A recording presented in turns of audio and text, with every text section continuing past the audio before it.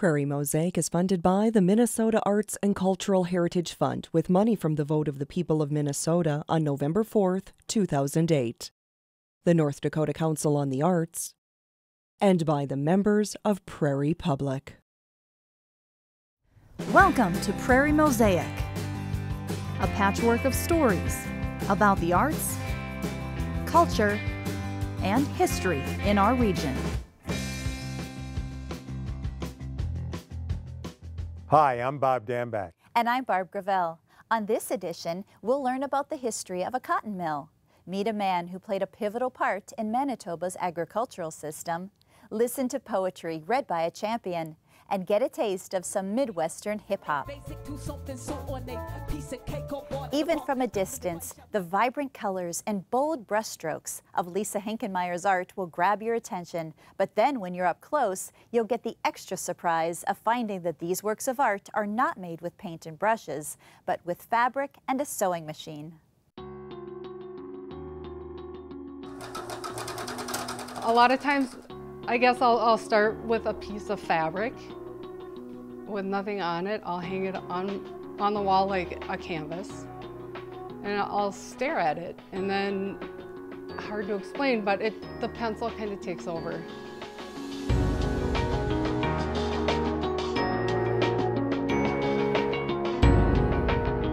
When Bruce and I had the boys, we both decided that I would be home because our moms were home.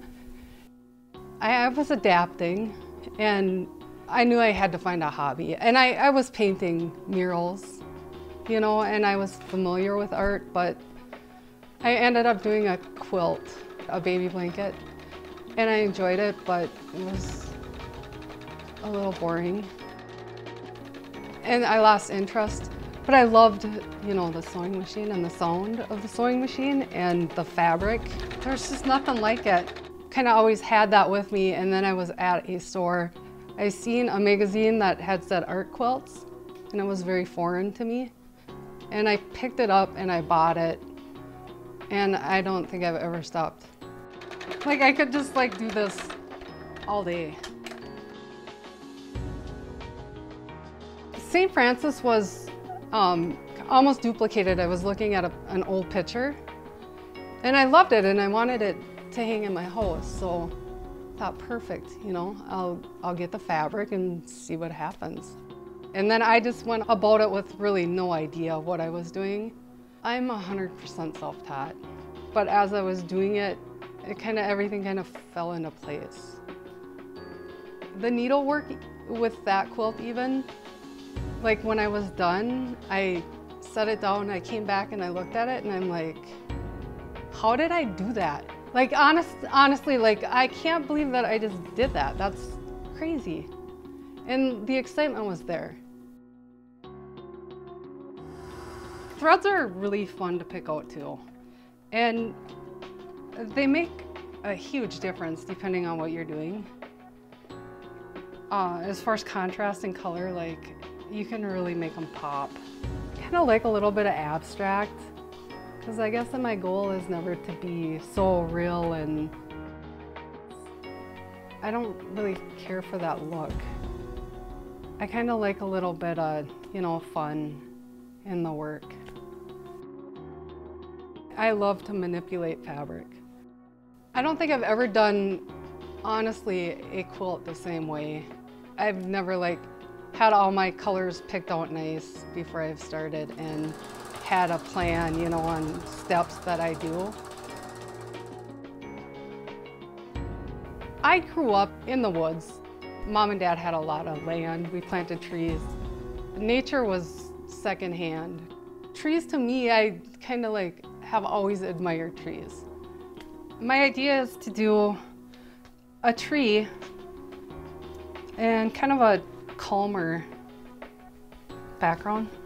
Can't quite pin like the exact first tree I've ever did, but it came very naturally and very easy. I see a sky with land, and you know, for a quicker quilt, use the fabric to your advantage. Prior to quilting them, I would go out in the woods, set up my easel, and I would paint trees. It had obviously dawned on me, why don't I just paint on fabric? Fabric and canvas are so similar. I started like taking the fabric and wrapping it around a flat surface to put on my easel. And I would paint the trees on the fabric. Once I got it home, it kind of gave me an idea of what I was going to do with that quilt. The majority of it is layered over with fabric. I try to apply fabric as I would paint, you know, with a paintbrush. I've always admired art of all kinds. Van Gogh, I was 35 years old before I really knew who he was or learned anything about him, because his work didn't really interest me as a younger person. Yet, thinking, you know, with my sewing machine, I'm looking at his brush strokes and like his colors with a sewing machine. Could you imagine? It just flows. And I knew that I could do that with fabric. I was doing a little show in St. Cloud, and a teacher had walked up to me and she had so much excitement. She's like, it just flows, it just flows. And she was so excited about it. I'm like, that's how I feel. Like, that's how, when I was doing it, it was just like, it's, you know, that's Van Gogh. There's some excitement there.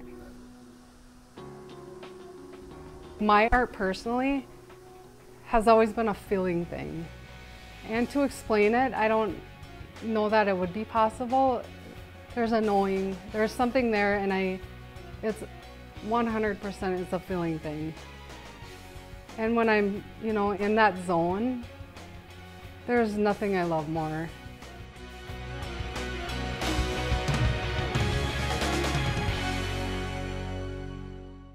As we travel around North America gathering materials for our documentaries, we often come across special places that we'd like to share with you. And Barb, one such place was Lowell, Massachusetts.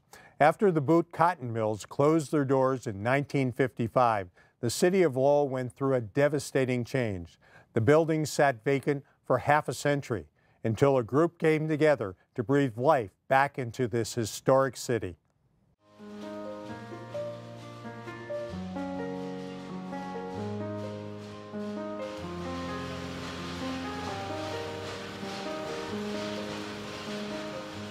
Well, Lowell is a really special place. It is not only a place where we get to tell the story of the American Industrial Revolution, and a story that really shaped the rest of the country's history, and some could argue that the history of the world. But it's a place that we tell the stories of people that came from all over to work here, and people identify with the stories of workers. In many respects, a common story talking about the different groups and the specific work of people that came here to Lowell. Lowell is also a tremendously successful city in terms of its ability to revitalize itself, to preserve the history that it has, find new and sustainable uses for those buildings, find ways to use them that allow us to save that history, but in a useful and productive way. One great example is the mill buildings themselves. Today, about 96% of it has been reused in some useful way. There's warehouse space, retail space, there is office space, but most of it is residential. People live here, and that's been a successful formula to bring people to the downtown, have them live here, support the businesses that are downtown, create a vibrant city life, but also preserve all of these great reminders of the American Industrial Revolution. One of the unique aspects of this park when it was created, every park has what's called an enabling legislation. It's the law that creates the park. But we're the only park that also has, as part of its legislation, we exist to help revitalize the city, which gives us a tremendous amount of leverage and leeway to do things that other parks maybe aren't able to do. We work with lots and lots of partners throughout the city. We work with conservation trusts, we work with gardening organizations, and we work with community social organizations to try to do what we can to connect with the local communities, bring them to the park to have them understand the history, but they're also able to help us out in service projects, preserving the walkways and taking care of the city in ways that we might not be able to if we didn't have that in our legislation.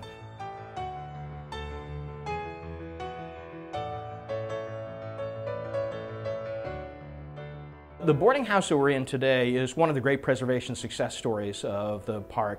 This is one of a series of 6 boarding house blocks that were outside of the Butte Cotton Mills. If you came here as a worker, a mill girl in the 1830s, you would have been required to live in one of these boarding houses. It's also a place that you'd have the opportunity to live. The factories are building these boarding houses specifically to provide housing for the workers. Well, we're in one of them. This is the boarding house that we mentioned, a recreation of the boarding house from the 1850s, and also an exhibit about the immigrants that came here throughout Lowell's couple of hundred years of existence. We have our Butte Cotton Mills Museum with a recreation of a working weave room from about the 19-teens. You get to feel the vibration and hear the sounds, see the sights of a 19-teens weave room, and experience a bit of what working might be like.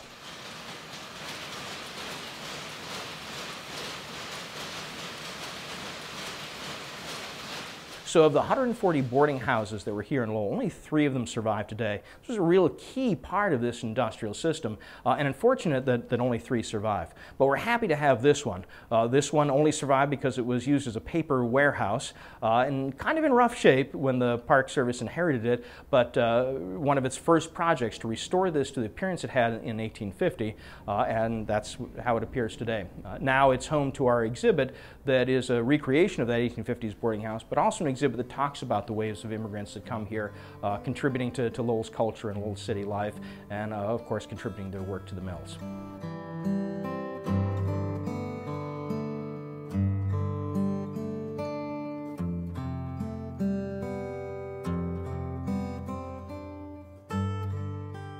In the 1950s, when all of the businesses closed, Lowell loses its sense of itself. It had been so dependent on that one industry for so long, it was really part of its identity.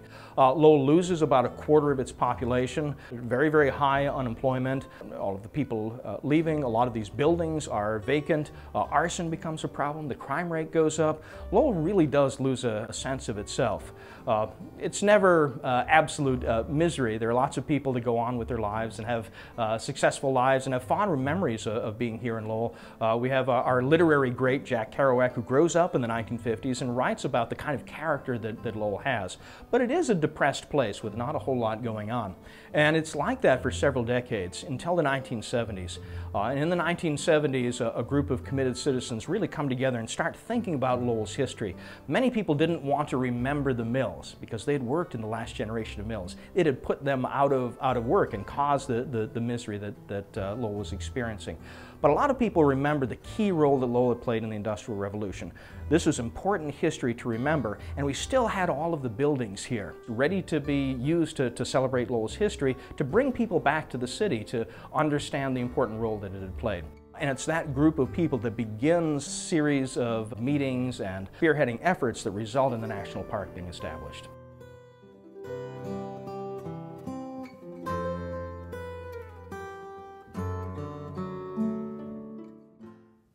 In the early 1900s, Ed Partridge took on the grain exchange to help farmers get better prices for their crops. Partridge was an influential man in Manitoba, even with the tragedies that followed him throughout his life. Here's a segment from Prairie Public's documentary series, Built on Agriculture.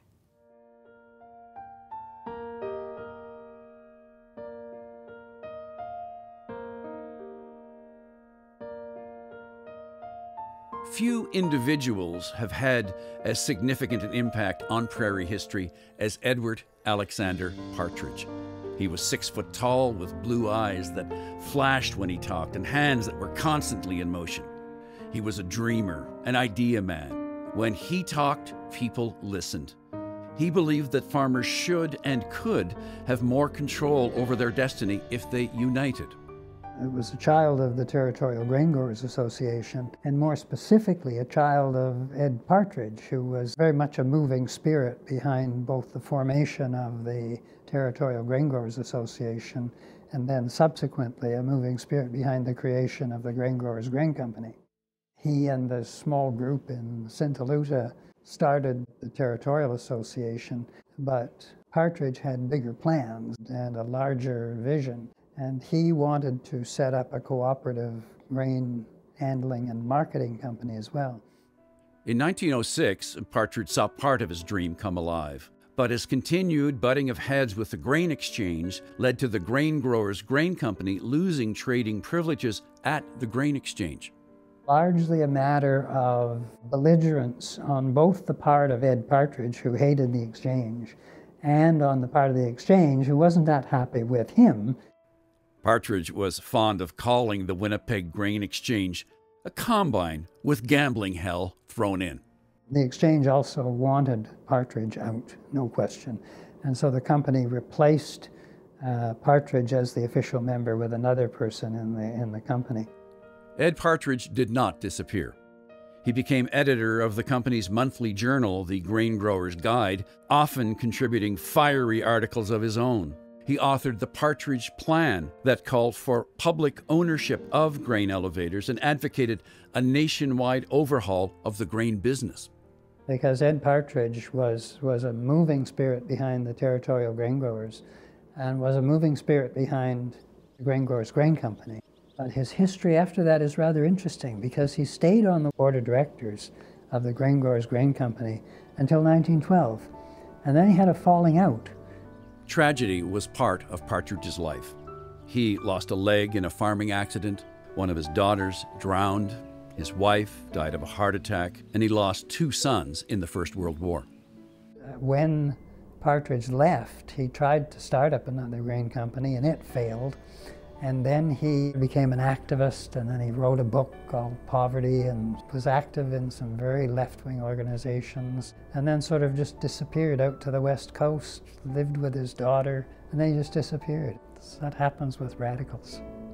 Farmer, teacher, businessman, agrarian radical, Ed Partridge died of asphyxiation in 1931 at the age of 69, alone in a boarding house in Victoria, British Columbia. His only income for a number of years was a monthly stipend of $75 from the United Grain Growers.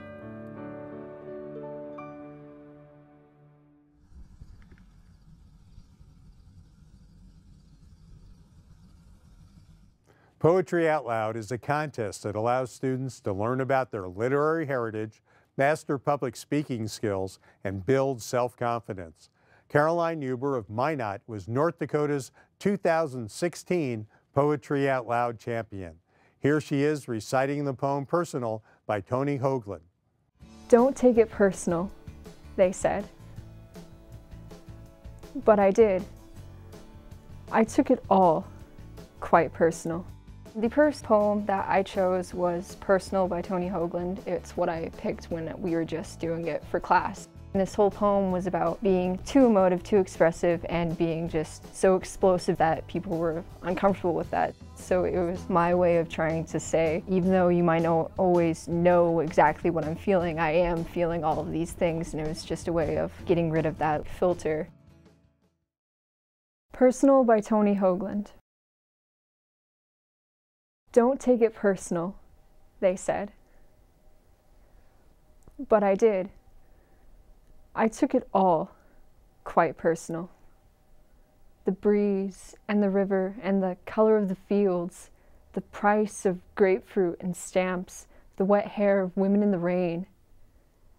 And I cursed what hurt me, and I praised what gave me joy, the most simple-minded of possible responses.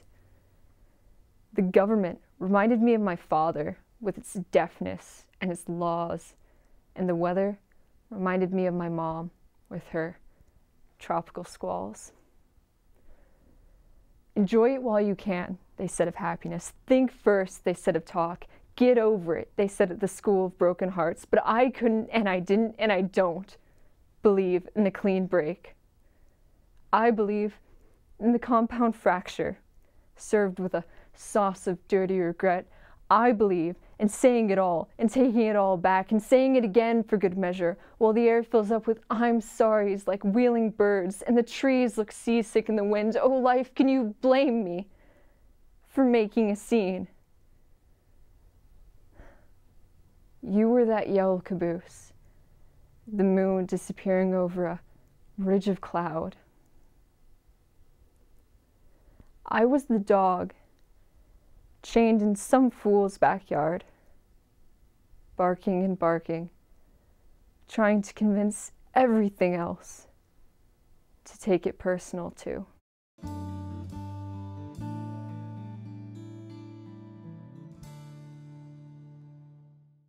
Dee Mills and the Thrills has its members scattered throughout Minnesota and North Dakota. But when they convene, you can expect original jazz-influenced hip-hop. Take a look and a listen to Dee Mills and the Thrills. My name is Diane Miller. I am the lead vocalist of Dee Mills and the Thrills. I'm originally from Fargo, North Dakota. I went to college in Moorhead, and I now live in Minneapolis. A lot of people know hip-hop as a backed-up DJ with lots of electronic things, and we're unique in that obviously we play live instruments. I learned how to rap essentially by listening to the radio when I was a little kid. Hip-hop always stuck out to me. Just there's an aesthetic about rap music that's just so different than every other genre there is. I would start like just rapping to myself, and people were like, do that again, that sounded really cool. Wow, people really take appreciation to this, and it's been a genre that has always stuck with me, and I absolutely love it.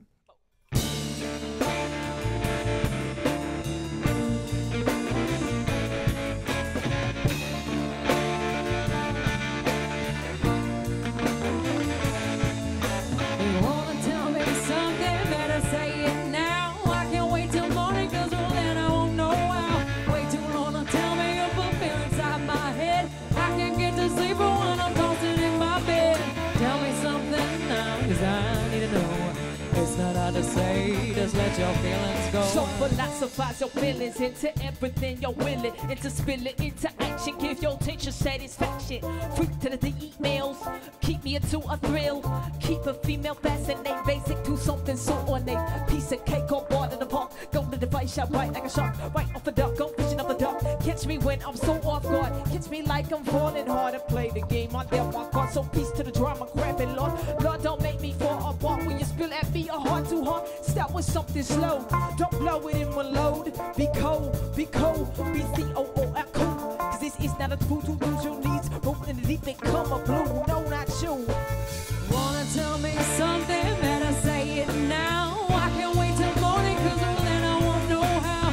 Wait too long to tell me if I feel inside my head. I can't get to sleep when I'm tossing in my bed. Tell me something now, cause I need to know. It's not hard to say, just let your feelings go. Tell me something now, cause I need to know. It's not hard to say, just let your feelings go.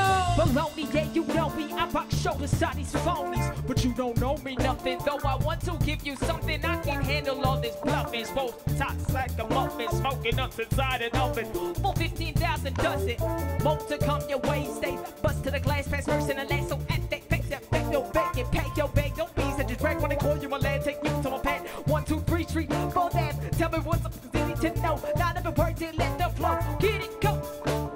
Get it, go. Get it, go. Oh. Wanna tell me something, better say it now. I can't wait till morning, cause then I won't know why. Way too long to tell me if I feel inside my head. I can't get to sleep when I'm tossing in my bed. Tell me something now, cause I need to know. It's not hard to say, just let your feelings go. Tell me something now, cause I need to know. It's not hard to say, just let your feelings go. Spill, stir, shake it up, up and down, try your luck. Don't ever give your tall truck yourself up. Bend it till it breaks, rule out whatever's fake. Cause we don't roll with hate crimes, it's not the time. It messes with my smile, my shot, my 2 steps. Bake it up and roll so you don't forget. Cause do I make you sweat? I hope it's a yes. So throw your hands up so I don't have to guess. Wanna tell me something, better say it now. I can't wait till morning, cause well then I won't know how. Wait too long to tell me if I feel inside my head. I can't get to sleep when I'm tossing in my bed. Wanna tell me something, better say it now. I can't wait till morning, cause well then I won't know how. Way too long to tell me if I feel inside my head. I can't get to sleep when I'm tossing in my bed.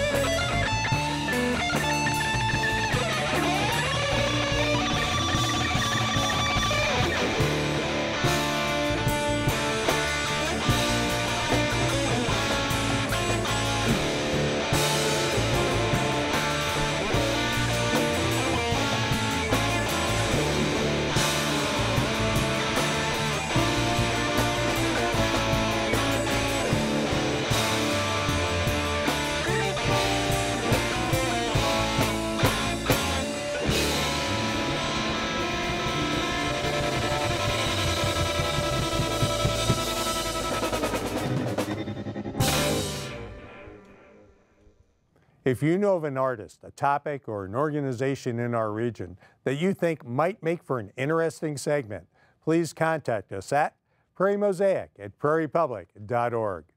I'm Bob Dambeck. And I'm Barb Gravel. Thank you for joining us for this edition of Prairie Mosaic.